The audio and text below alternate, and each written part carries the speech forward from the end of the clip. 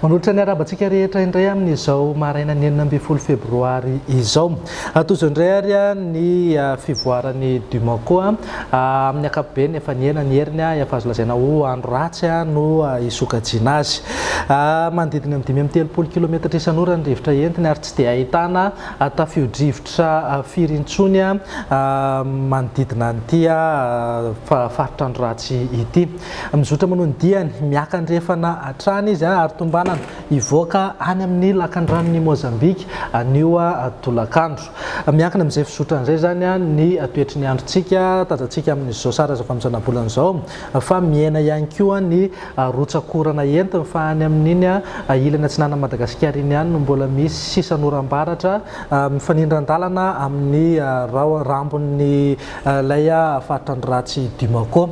Rehefa tafavoaka ny ranomasina izy io dia iverina amin'ny laoniny indray ny toetry ny androntsika, zany hoe miverina ao anatin'ny volon'andro fahavaratra tsotra indray isika. Na izany na tsy izany aza dia mbola voatazona hatrany aloha ny filazana miloko manga ho an'ny ireto faritra sy distrika ireto. Filazana miloko manga ho an'ny Analanjorofo, Mandritsara, Andilamena, Amparafaravola, Ambatondrazaka ary Brickaville sy ny Toamasina voalohany sy faharoa. Mila mitandrina ihany koa ny mpiandrika amin'ny morontsiraka atsinanan'i Madagasikara, morontsiraka andrefana ary avaratra andrefana satria rehefa ao anatin'ny oram-baratra aza adino fa mety hisy tafiotra ahery ihany koa ny rivotra ary mety ahery ihany koa ny ranomasina. Entanina zany mba ho mailo sy hitanana fatratra rehefa mivoaka any an-dranomasina. Etsika ilan'izay marobe anareo anaty Facebook manontany mahakasika ny fivoaran'ity tangoron-drao ratsika maso akaiky ato amin'ny faritra masina misy atsika ity.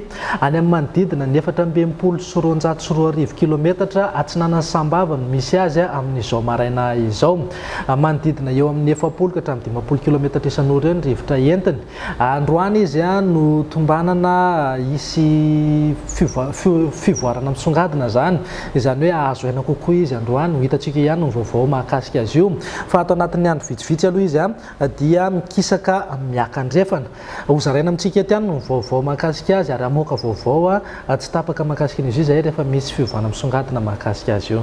Dia izay indray ary ny vaovaontsika amin'izao maraina izao. Manome fotoana anao ho amin'ny manaraka indray. Saotra tompoko.